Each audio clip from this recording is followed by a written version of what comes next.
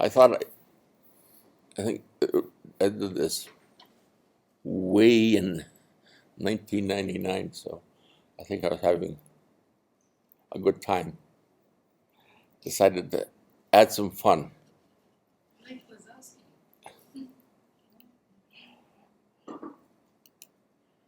So now, why do you have an eye movement lecture in the middle of a sensory physiology course? Well, it's because moving your eyes helps you see better. Okay, our eyes are arguably one of our most important senses, and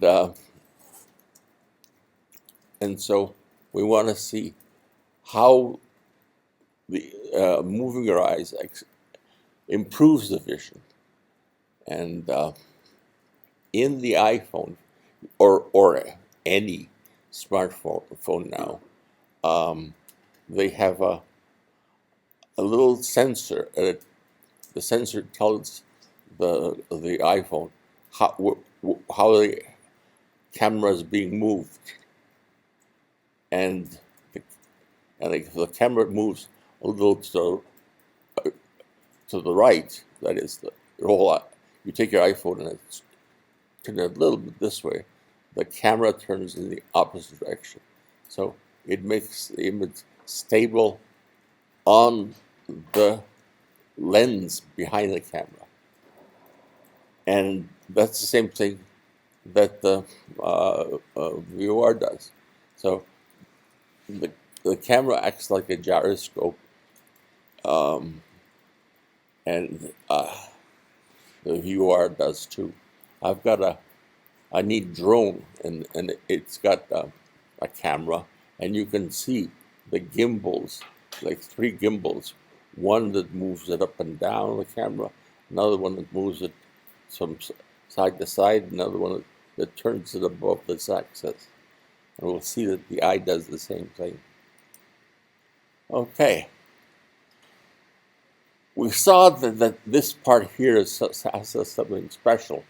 It's the fovea, and it's part of the eye with the highest acuity. So we're going to test that. Okay. What you'll see on the screen is an O or a C, and I want you to try to make out which one is the O. And if you see an O, you hit the table as hard as you can. Now, to make it a little more difficult, you have to keep your eye looking here on the X while we're doing that. Okay? We'll start. Anytime you see an O, hit the table.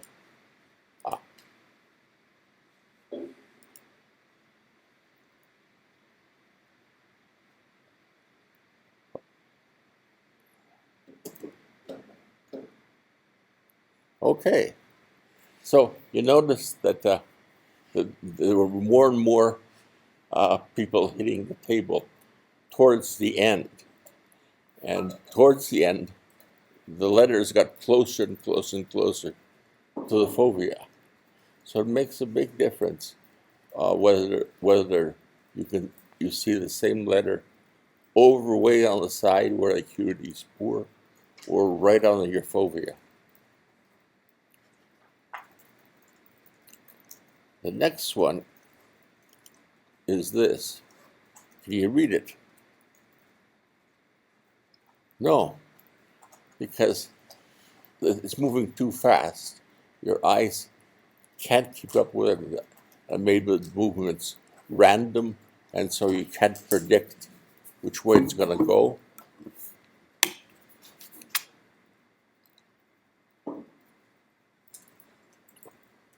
And you have to have some eye movement to try to help you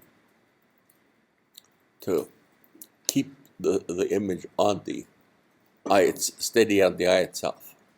So humans and most other species have developed 5 different types of eye movements. Each of these has its own function and helps you see better in its own way. The first thing is saccades. So saccades occur, as we said, really fast. So you can't see the eyes jump from side. You can't see any movement of the eye from one position to the other position because it moves so fast. Now, what I'd like to do is ask you to not make a fast saccade. So if you look at your neighbor, so put your fingers between up like this, and maybe make it a little easier, and have that person look between your 2 fingers. Okay? And you'll see him making a saccade, and you'll see that it's fast. You have to have a neighbor to do this, because you have to be watching their eyes at one point in time. Okay? So now try, you see that's fast. Try making a slow one.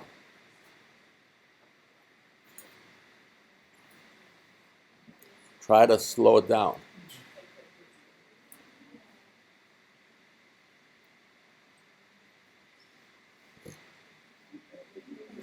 What do you see?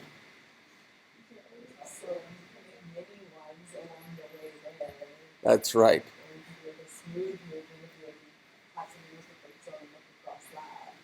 Yeah, if you got a slow-moving object or something like that. But when you see your finger, you can move slowly or quickly back and forth, you know. But saccades are one of the few movements you have no control over their speed. Most other movements that you make, you can control their speed.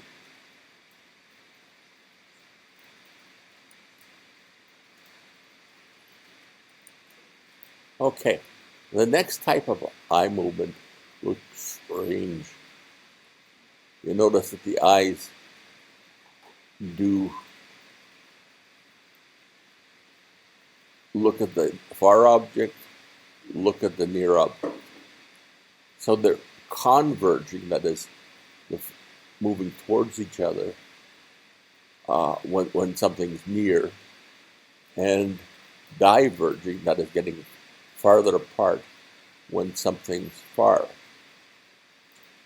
How do you think these eye movements differ from saccades?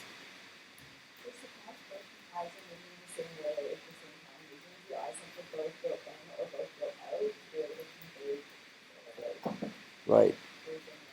Yeah. For saccades, you want both eyes to land on the same position, but the depth isn't changing. Here, you want your eyes to land on the same position, but it's closer to you, and so the movement has to be in the opposite. There's one little more subtle thing that's different. Can anyone spot that?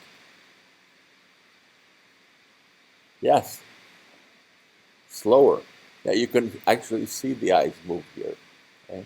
Whereas before, it just was in one position, and then it was in a different position. Okay.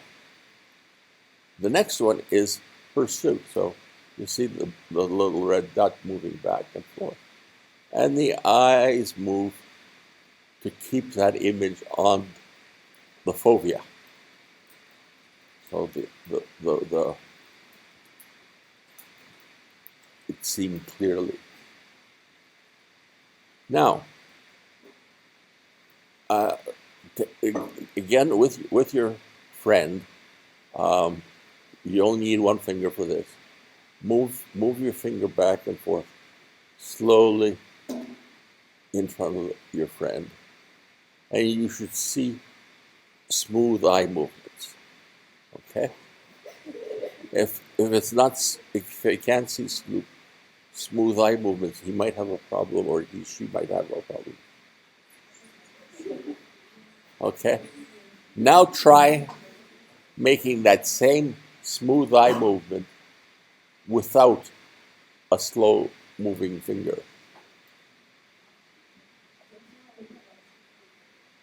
Just no finger at all. Just try to make the same slow eye movement that you were making a second ago.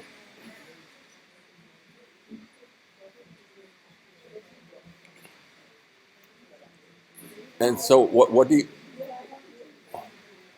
Can you make a slow out the same movement? No. What do you see instead? Saccades, yes. Sometimes you make small saccades that try to make them look a little bit like a slow movement, but you can't. In general, make a slow movement. There are few.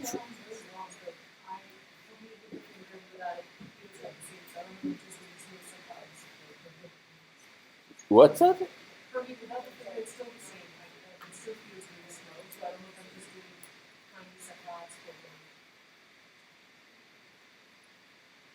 We'll have to hook you up and measure you, and and you'll see little saccades.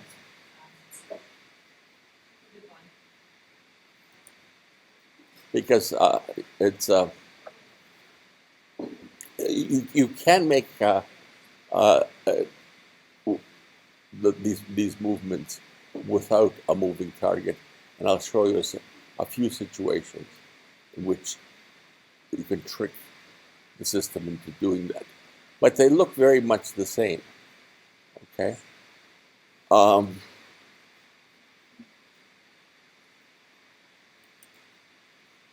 Now, the next move thing is a VOR. Here, your head moves. I've instead made the whole body move, but the VOR works when the whole body translates, not only when the head moves. The head rotates. So you can see here that it looks, the movement themselves, if you were just looking at the recording, would look quite similar to what the pursuit movement did. Okay? But try to take something, like, you can't do this with your laptop. Try to get a piece of paper or your hand. Okay? And just look at your hand and, move it back and forth, and you can see all the details and knuckles and everything like that. Okay? And then move it faster and faster and faster and faster, and the details will disappear. Okay? Now take the same hand and shake your head back and forth at the same thing, and you'll notice that everything's quite clear, even up to a sort of a high rate of shaking your head. Don't overdo it and get a headache. But anyways, and we saw before that's because the eye has the VOR has a very small circuit to follow, whereas when you're tracking your fingers, it takes a lot of time to get to the eye, then get to the visual cortex, then get to area empty, and then get to wherever it's going, and out to the muscle. So it's a long circuit, and it just can't keep up.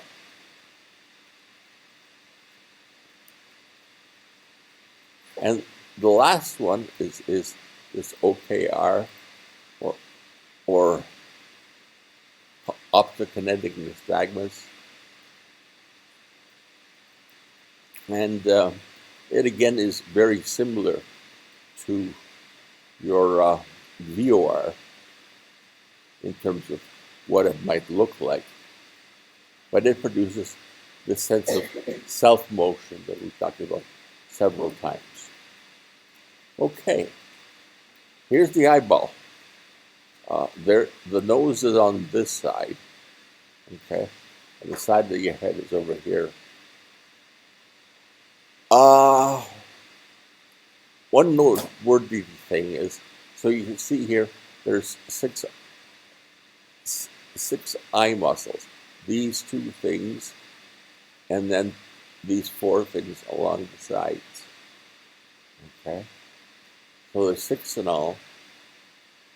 And the amazing thing is that 60% of your motor neurons are always active.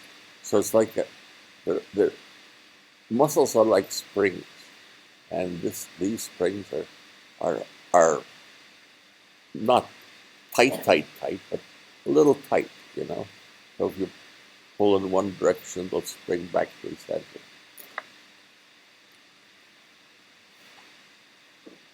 Yeah, if you were to take a forceps to your eye and pull it, it would spring back.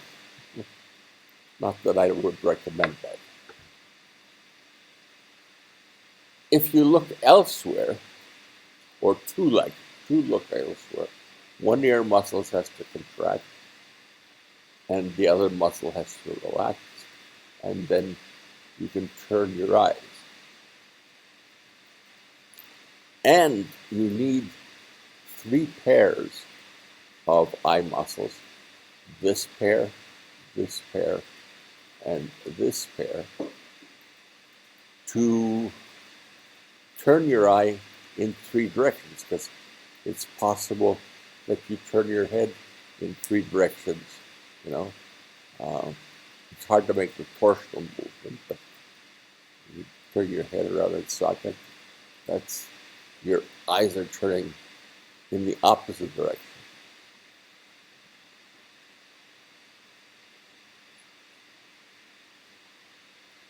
Yeah, you can actually do that. Okay, so let's see what each of the muscles do. So this is the one on the side of the head. It's called the lateral rectus, and it turns the eye away from the nose. This one is the medial rectus, and it turns the eye towards the nose. This guy here is the superior rectus. You notice the eye turns upward, but this little dash here, and you notice this little dash is the top of the dash is leaning towards the nose. So that's called intorsion. It turned about its socket a bit. And when I do the opposite movement, it moves down, but you have a little bit of extorsion. That is, the top of the eye turns a little bit away from the nose. Now, if you press on either of these 2 muscles, you get something much different. These are the ones that turn their eyes about your socket. So you see a big rotation of this line here. If I turn the other muscle, it turns the eye, this line, in the opposite direction. But notice that something else happened. The center of your eye moved here a little down, and the center of your eye moved a little bit up. So they have a little bit of movement in other directions as well. And in your problems, you'll cover how the brain compensates for that. So we'll go through now each of the circuits. And these circuits, much of these you've studied before. So the VOR is a simple circuit. It has this direct pathway. And in this example, it turns your eye, okay? And the eye turns in your head. Okay, I've got my drawing right now, as opposed to last week.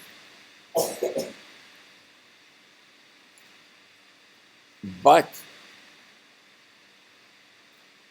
you need something else. Okay? If you turn your eye and then you stop turning, the eye rotates back to the center. Okay? So during the movement, you see activity coming from your canal, and that goes to the motor neurons, and that contracts the muscles.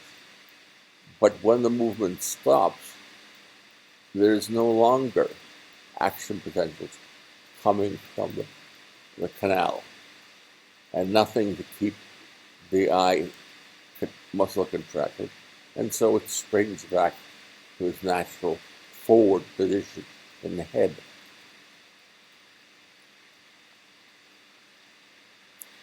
So you counter that by this indirect pathway, and that's through the PPH. I won't ask you to even pronounce what the PPH stands for. Okay, and you notice that what happened here is the eye turned, the activity that then stopped. The activity of here stopped, but there's still activity contracting these two muscles, and that activity comes from the PPH. Okay? There's a little circuit that goes round and round and round and keeps producing action potentials.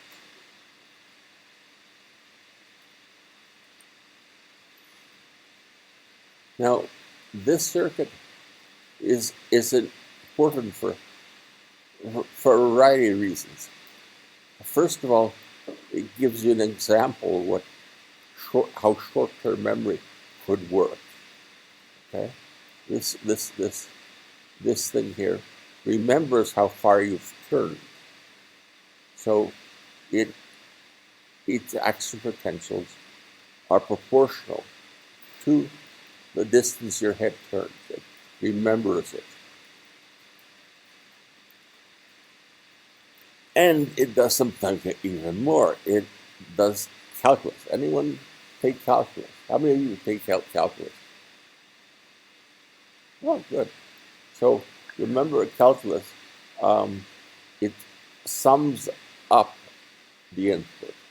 It converts things like a change in, integrates velocity and turns that into position, takes acceleration and turns it into velocity.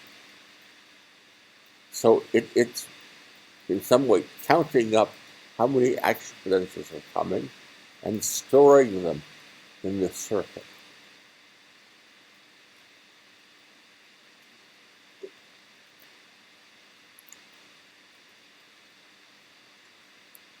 So you can see this in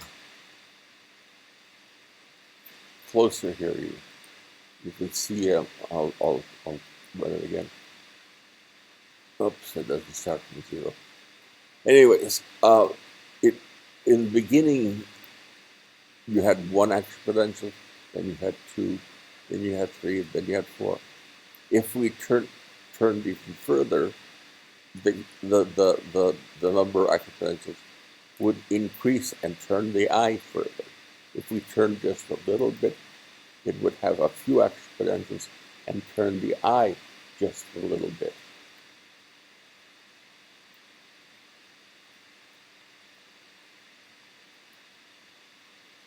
So the VOR has these 2 pathways, a direct pathway that we studied before, And in addition, this indirect pathway that goes through the PPH.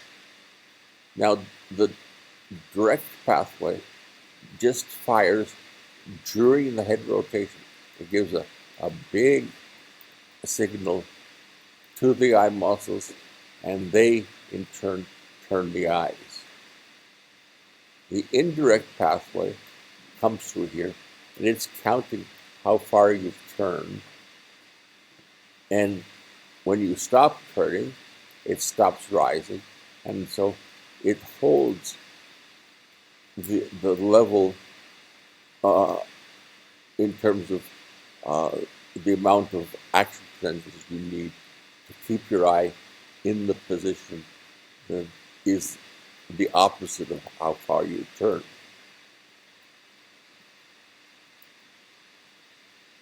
Okay, saccades. This is what reading really looks like. You'll notice that the circle is where your fovea is looking, and that everything's clear just around where the circle is. Things get blurry towards the edge.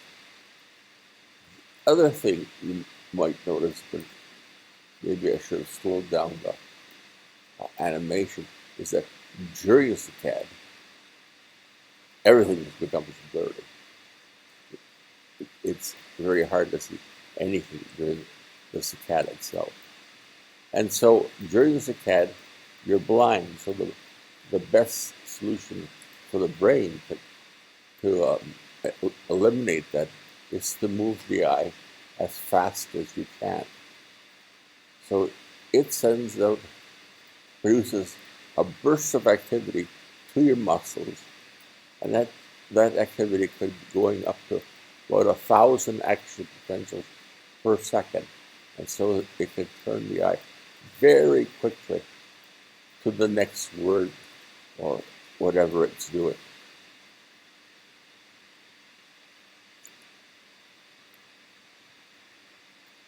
And on the average, how many saccades do you think you can make per day?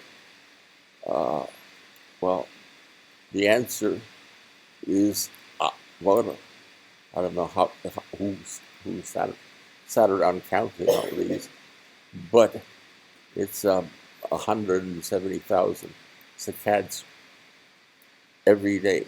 That's a lot of movement of the eye. So the muscles must be strong and well perfused with blood to not make them tired. Now, this high-frequency burst that moves the eye quickly comes from a structure called the PPRF. And again, I won't ask you to either remember the name, just the short form.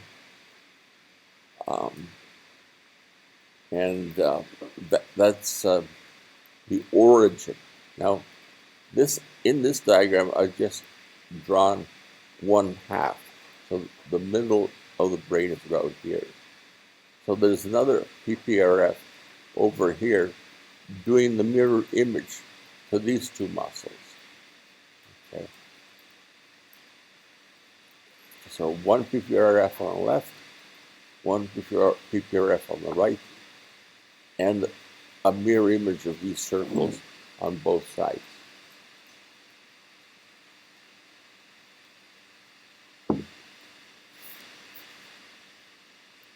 Now, like the VOR, the Sacccades system also goes through this indirect pathway. It gives a burst of activity, and then that burst of activity moves the eye a certain distance, and depending on how many action potentials, if it's 10, 100 or something like that, it counts those and sums them up and moves the eye that amount and holds it in that position.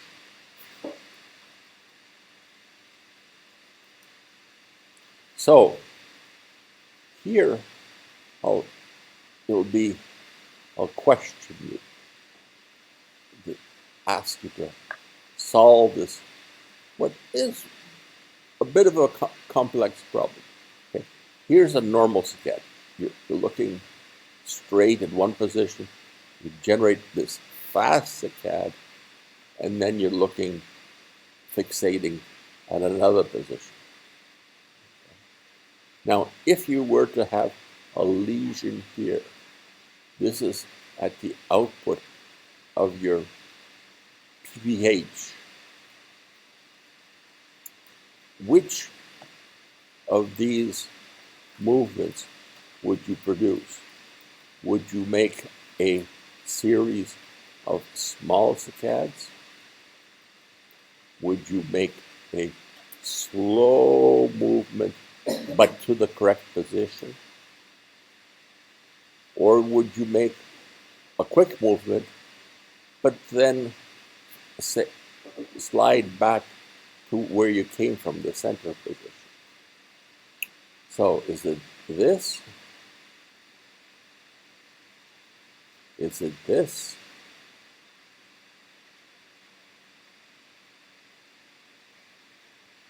Is it this?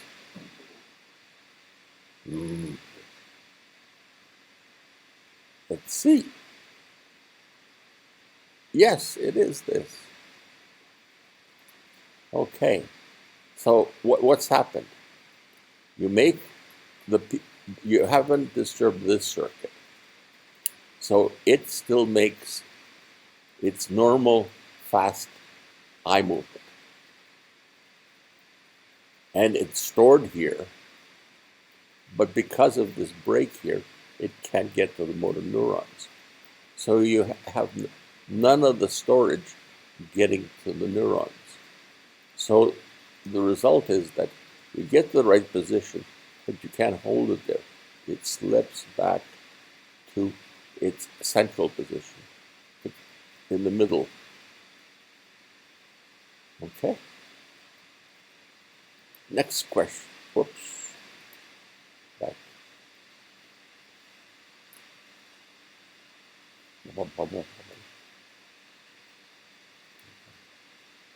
I didn't get to it. Okay. Click here for next lesion. And where is the next lesion? Hard to find, but it's here. It's hard to find because it's just a small little X. And that means it's a small little lesion. Hasn't affected all the motor neurons, just a few of them.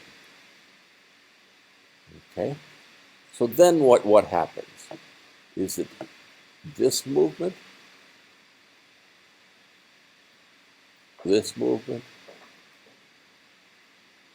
a few, or this movement? No one.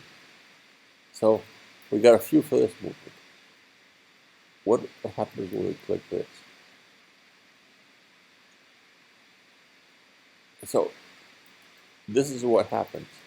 See, you make a saccade, the small saccade, because only some of your neurons are active. You don't and it's not the right side. It's still relatively fast, and it holds the eye at this position. It doesn't start drifting back because you've got the signal went through here, and that's what's coming to the motor neurons, the sum of those two. So it's holding the correct, this tonic level coming from here hasn't been interrupted as much as the direct signal coming from the PPRF. And you haven't gotten the right position, so the brain says, okay, I'll make another saccade. And then they haven't gotten the right position, So the same thing happens there. Third, probably fourth, fifth time, depending how long it takes to get there. Okay? So taking out the motor neurons generates this series of small saccades. And often the eyes do make several jumps if the muscles are tired or something like that. But if they yes.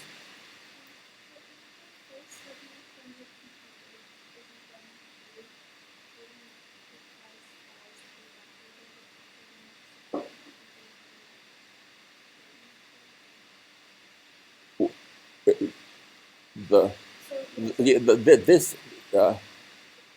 less neural activity comes from this, and less activity comes to the muscles from over here, but it stays chronically active still.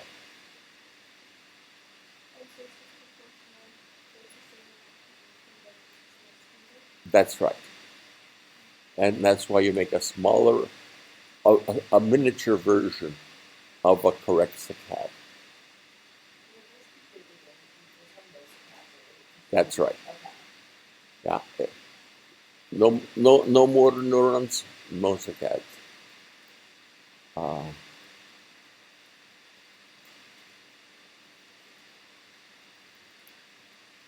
Whoops. Keep making the same mistake.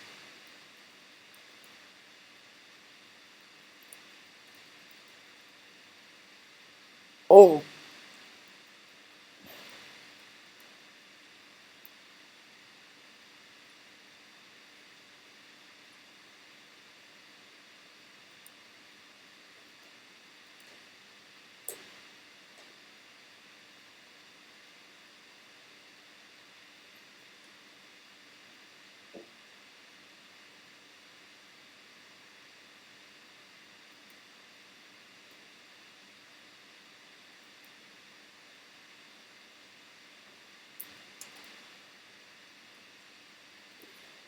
finally. I forgot how programmed this.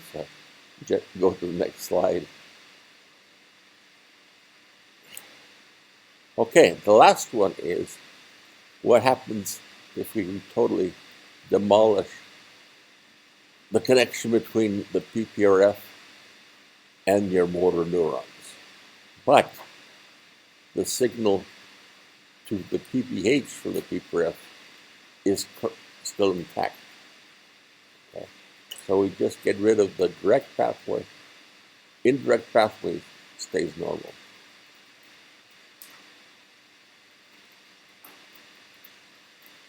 Is it this one? Is it this one? It looks good. This one? Okay. So this seems to be the correct answer. And it is. So by getting rid of this the signal from the PPRF to the motor neurons, you've gotten rid of this phasic burst, and so the eyes don't move fast. But this signal here is correct.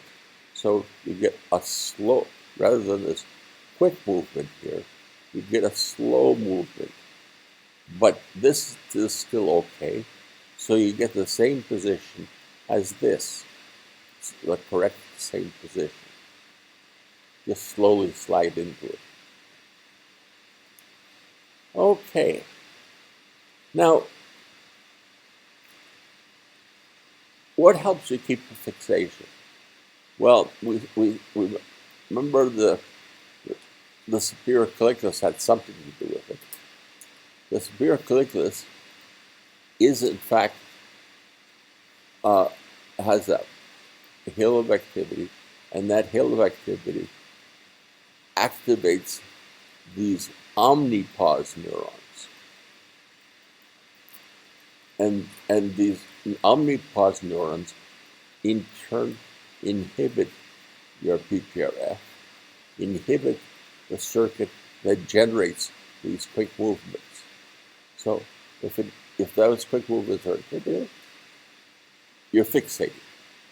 You're keeping your eye on the same spot. Now, what happens during saccades is that something interesting appears over here, and that something interesting produces a hill. And as that hill goes up, it reduces the hill at the center. So when the hill in the center disappears, there's no more inhibition here, just an excitation coming directly to the PPRF, and the PPRF fires, and off goes the saccade.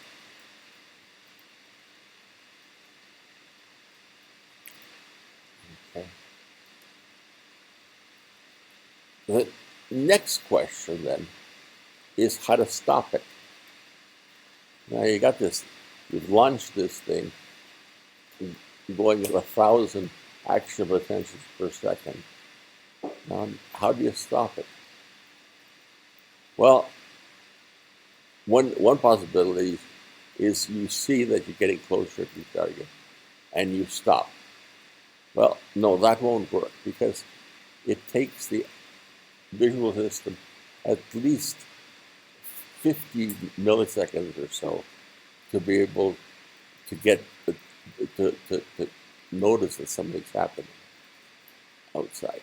In 50 milliseconds, a saccade, some of these saccades have a timing of 50 milliseconds. So it means that if you rely on vision, you'll go way past where you want to go. The other possibility is here. Inside the muscles, this muscle is like any other muscle, you've got all kinds of spindles. And the spindles could tell you where you are and stop the movement. But surprisingly, that's not the case. They did experiments where the afferents from the muscles were dissected away, and the eye still stopped at the correct position. It looks like this thing is used to stop the command. So it's your signal from the PPH, and your signal PPH is kind of neat because it's your quality discharge. It tells you how far you want to move, how far you have moved. It's your little predictor that the brain has in its brain, in its neurons, that signaled the eye to move, and it stores how far the eye has moved. It's a memory of that. Without any sensors, it's automatic.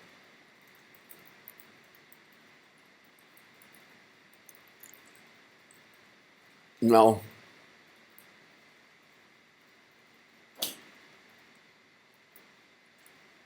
you might be surprised that this simple circuit way down near the muscles would be the source of your quality discharge. But this is a good place to put it because all your movements are generated through the similar circuit. You saw the saccades were, you saw that the BOR was, and all the other ones, Vergence, whatever moves the eye, is also the movement is stored in here.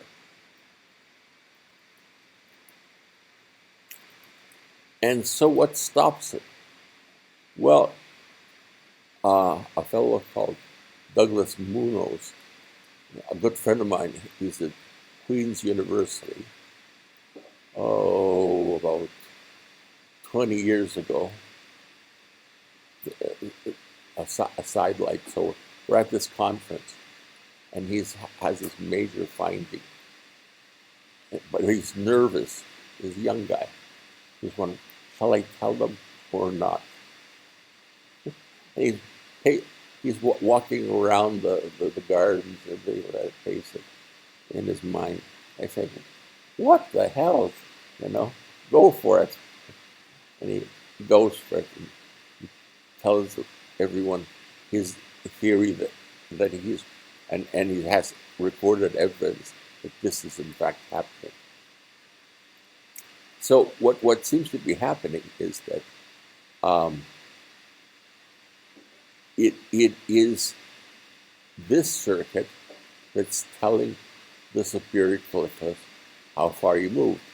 And that, in turn, moves this tail towards wherever this thing is telling it to go. And finally, this thing heads it for these omnipause neurons. And as soon as it hits those, that stops the saccade, and the neurons, the PPRF, stops firing, and this stops accumulating more neurons. So you stay in your current position.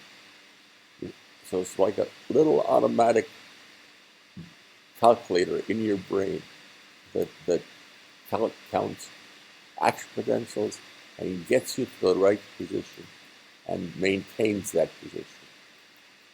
Kind of neat mathematics goes on in your brain. Okay, we saw that a while ago that there was a reflex directly from the eye to the lateral geniculate nucleus, and that in turn went to the spiritual ictus, and that in turn goes to the PPRF. Okay, that's the circuit. It also, of course, goes to the visual system, and you can see what's going on.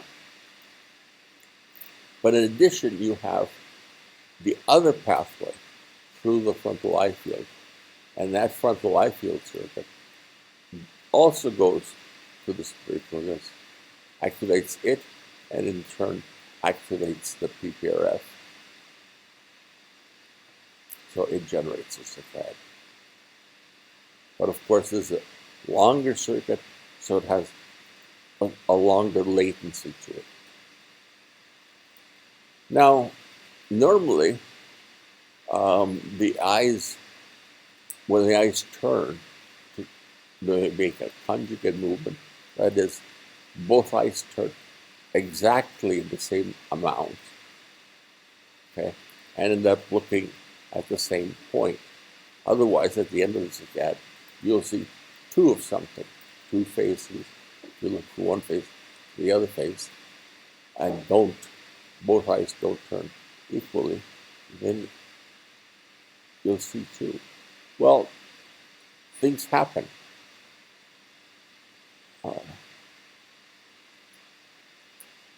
Here you see this muscle weaken, and so one eye is pointing in this direction, and the other eye is pointing in the other direction.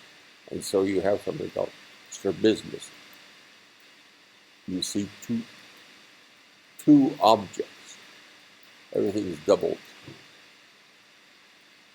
Well, how do you fix that?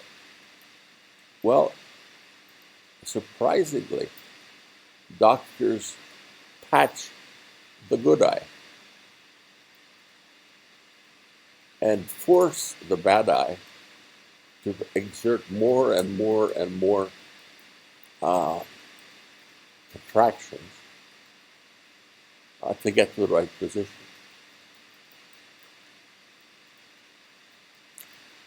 And then when the patch is taken off, this eye continues to make its new, stronger movements, and this eye learns to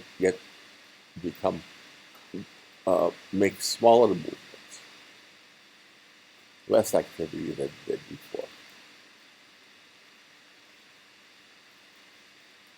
And again, all that is done through this tuning is done through the cerebellum. luckily, we won't have to study the circuit that it does that. But you might, again, see it in your problems. That big noise there is to illustrate that in the nystagmus, what you have is a fast movement and a slower movement moving back. So it's sort of a bouncing back and forth of the eye. One direction very fast, and the other direction a bit slower. Here's what it looks like more accurately. Okay, you see, as the head turns, the eye is turning slowly and then quickly, slowly and then quickly. So these quick movements are saccades. The slow ones are being driven by the VOR, so the circuits from the ear. They turn this during all these phases. The changes that occur here are coming from your vestibular system.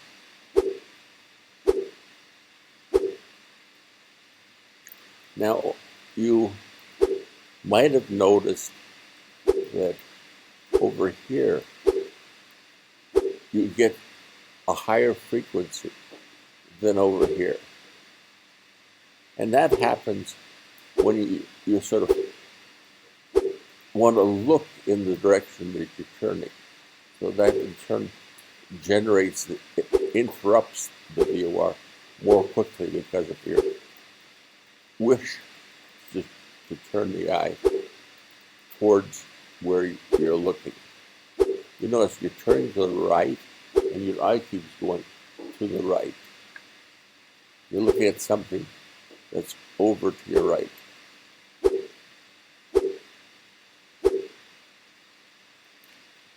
Now, there's something similar here happening. Okay? The movements of the eye resemble those that you just saw, but there's one difference. The difference is, of course, that the head isn't moving. Okay? So the question is, what's causing this? Okay. Any ideas as to what might be causing it?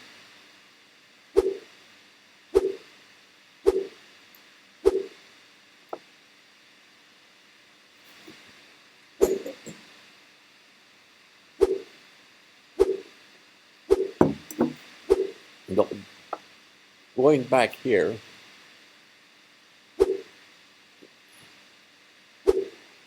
okay,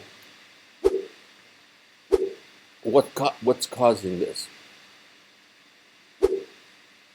We said it was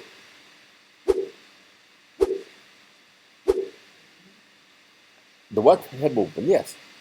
And the head movement activates the vestibular organ. The vestibular organ then turn the eyes. So we go back to here, get exactly the same movement. What might be causing that? Yes. Okay, the next question then is, which side is being affected?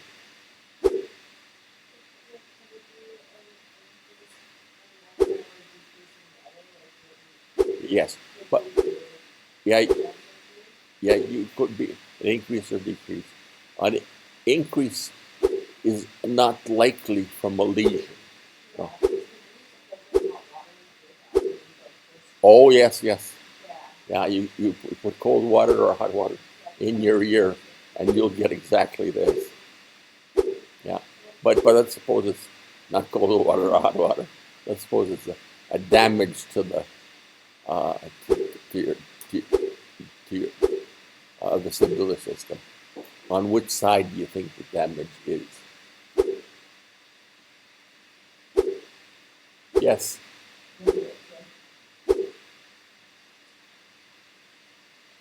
Right side. On the right side? Okay, so back here, which side is producing more activity?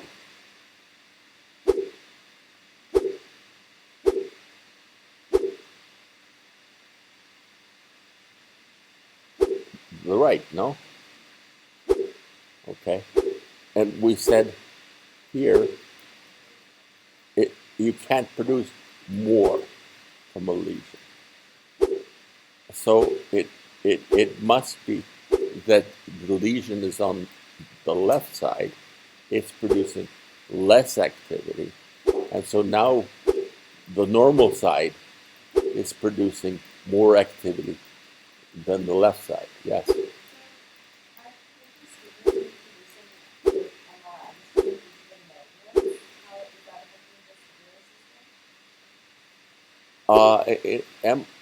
No, the these MRI machines, when you're in it, they won't change anything in your vestibular system. As you move through them, like as they slide you in, or as you slide out, the change in the magnetic activity.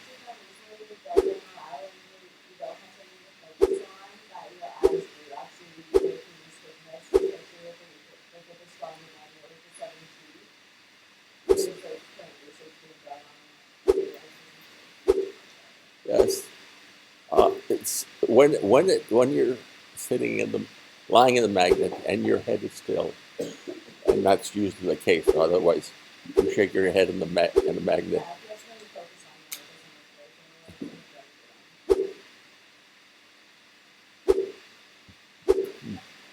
Well, it could be that it's those little small movements of the eye that, as you say. I worked and I stuck my head in the magnet dozens of times because I did research on the, and when you're in there, the eye is still, we put little contraptions on sort of glasses around the eye and measured the eye, and you don't see anything like this unless something is wrong. Now it could be that that's everyone has a slight, everyone's VOR isn't perfect, and it could be that it drifts slightly in one direction or the other in the complete darkness, as you said, and produces this type of nystagmus. So that it's possible. But if you're got at least something, you usually have at least a little bit of light coming between your toes, your legs coming, where your legs are sticking out, that you can focus on, and things aren't in complete darkness. Okay. We saw this type of nystagmus, and it's caused by a lesion, in this case, on this side. But you also sometimes see this type of nystagmus, and it's different from what you saw before. First of all, it can be going in several directions. Here it's drifting this way, here it's drifting that way. Okay. And also, the shape of the drift is different. And this type of nystagmus will, of course, occur if you've got a lesion of your PPH. Okay. This person wants to look here, but then drifts away from here. Then he wants to look here and drifts away from there.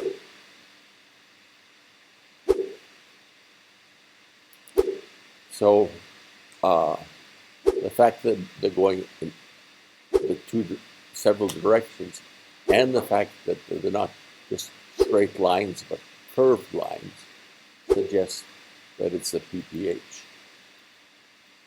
This is Vergence. Ooh, it's taking a long time. Vergence, you can see lots of interesting things happen. First of all, this is what the eyes are seeing. Okay. Initially, there's a difference in the two eyes. Okay. So one is to the left and the other is to the right, and so that's the disparity. That's what we talked about earlier on in the course. And then you can see that the circle itself is initially blurred, okay? And then when it gets to the center, its edges are crisp. So there's blur and there's disparity. Those are two inputs to it. And these two inputs that drive this movement. The other thing, and you notice that there's also a lens change. So the lens goes from round to flat, round to flat. And the other thing that might be surprised to see is that this pupil here gets smaller during the movement itself. Okay? And the reason it's doing that is we saw that if the pupil is small, the image becomes clearer. So it's easier for the eye to see what the target is doing.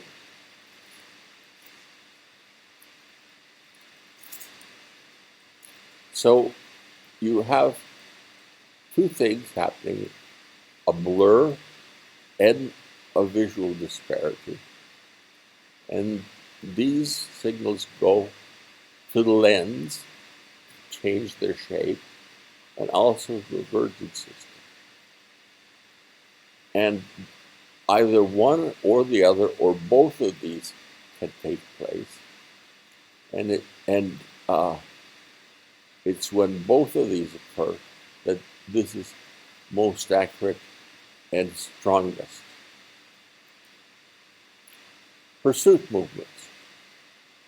Okay, the circuit for the pursuit movement, you've basically seen most of it. Okay, you've seen it goes from the I to V1 to MT to MSTL. That's where you track little things, objects, planes. From there, you go to the cerebellum, and then to the brainstem, to those circuits that we were talking about that drive the eyeball. Now, if you look at this, you'll see that things happen in stages. Okay? First, this thing starts to move, see the movement. The brain notices it's moving, but there's a delay. And when finally it sees the movement, it follows it at the same speed as the movement. But it's not looking directly at the beat. And so then it makes catch-up saccade to look directly at the bee. And then the bee looks exactly like it looked like in the beginning, centered on the fovea. Okay. So those three parts to it keep the pursuit system accurate and going. I said before you can't make, or it's hard to make it. You saw yourself, it's hard to make a pursuit movement without a moving object. But over here, if you imagine, let's say, I'll start here. Imagine this is the center of a wheel.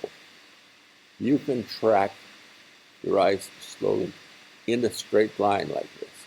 So you'd be just following where you imagine the wheel center to be. So your eye isn't getting any movement signal, but an imagined movement signal of the center of the wheel. That's one way.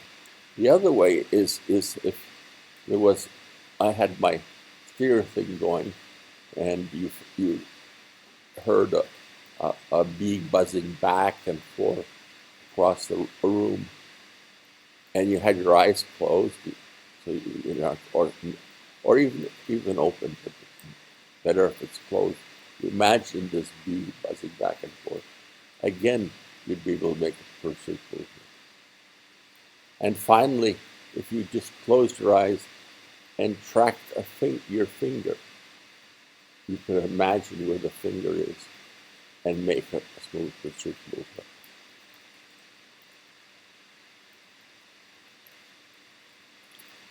Now, the last thing that I want to talk about is this. If, like, we'll go back and, if you magnify what's going on at the back of the eye, and imagine here is the letter A that you see on your page, okay? And these are the rods and cones, and you're fixating on the letter A. You see that the eyes are actually still moving. Okay? They're doing two things. They're making quick movements and then drifts, interrupted by drifts. Now, the amazing thing is you can, with a bit of ingenuity, move the eye by exactly, or move the A by exactly how much the eye is moving. Okay, so you get some sort of measurement system that's measuring how the movement of the eye, and it moves the A, and the A is then stabilized on the eye. If that happens, the A becomes invisible.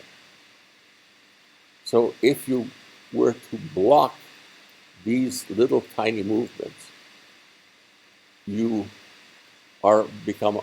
unable to see. So for some reason, this shaking, these little tiny movements, help you see. And nobody knows why or how. And if any one of you wants to go on and figure this out, you get a nice, you become famous. Okay, so just to summarize, we have the VOR and the optokinetic system, OKN. And these are the old systems. They are the ones that evolved early, and they keep the image still over the entire retina. Okay? And that's because in a lot of these early species, they didn't have retina. They just had the whole eye, and that's what was important. Later on, these new systems developed, and Sacccades to point the eye to the fovea fast and accurately, and you have no voluntary control over its speed. You have the pursuit eye movement that you need to move. It helps if you have a moving target. It's reflexive, but it's slower than the VOR because it takes more synapses than the VOR. And finally, the Vergence points the eye towards both of your fovea as the object moves nearer or farther from you. If you don't have it, you get double vision diplopia. And during Vergence, the eye is moving the opposite direction. All the other eye movements move it in the same direction. And that's it. We'll see you next week. Thank you.